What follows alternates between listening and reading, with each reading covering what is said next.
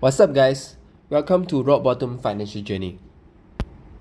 If you have been following me for some time, you must have seen my monthly update of net worth, and many of you have been asking how do I record it. Well, this is a habit that I started after being inspired by other accounts like My Wealth Diary, Dividend Magic, Rich Like Kaya, etc. And it really has helped me ever since I began this journey. The good thing about recording your net worth regularly is that it allows you to better understand your financial position. How much do you possess and how much can you actually afford? And if you could not keep up recording your expenses every day, this is a good and easy way for you to know where your money is flowing to, in or out, the cash flow. And finally, if you know that your net worth is not growing, with this recording, you can find out where it goes wrong and fix it. And if your net worth is growing consistently, you know you are doing the right thing, and trust me, it is the best motivation you can ever find. Last but not least, this habit also helps you to differentiate between assets, real assets and liabilities. What are the things that really add to your net worth and what do not? Now, without further ado, let's get started.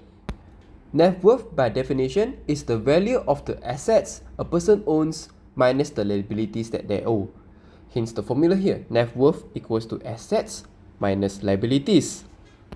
Assets means the things that you own, while liabilities means the things that you owe to people.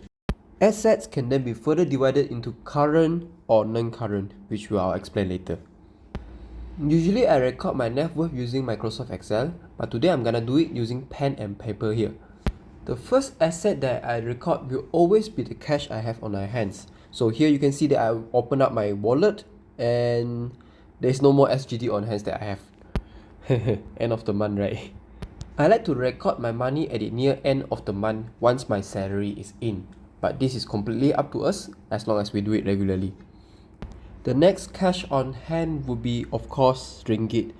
These are the ringgits that have been left unused since the last time I go back to Malaysia. And yeah, it's been over 1 year that I've never been back, and I really miss my home. After the cash on hand, the next thing I'm gonna record will be the cash in my bank accounts. So I'm gonna need my phone over here, and we are going to start with POSB Bank, the main bank account that I have to hold all my Sing dollars.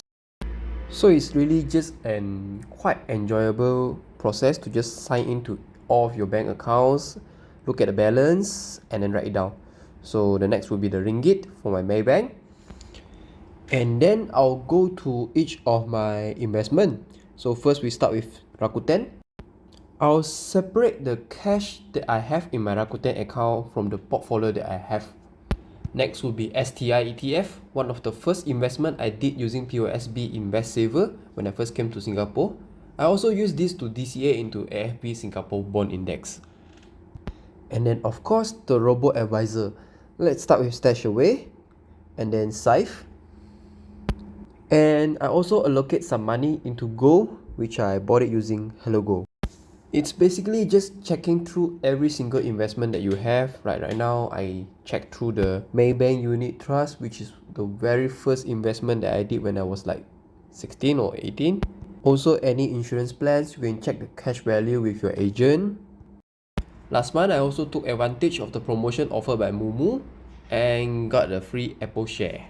So an Apple share that worth $170 plus another $30 cash value, about $200 free. Next will be cryptocurrency. I've invested some since the beginning of the year using Luno and CoinHako. So I'll record this as well. And then finally, the non-current asset. This is one of the frequently asked questions that I get online. So in simple terms, non-current assets basically means the long-term investment that cannot be realized within 1 year. It can be your house, your cars. So in my situation here, it would be my insurance savings plan, some prior retirement fund, and also ETF, which I can only get at the age of 55. And that's it. After you record everything, you basically just add it up and then minus any liabilities that you have. And then you get your net worth. Compare your current net worth with the past month net worth, you get your cash flow, and also you probably notice that I do not have any liability here. But at the same time, I also do not possess any house or car. Also, you may notice that all those iPhones, Nintendo Switch, PS5 are not recorded in the net worth.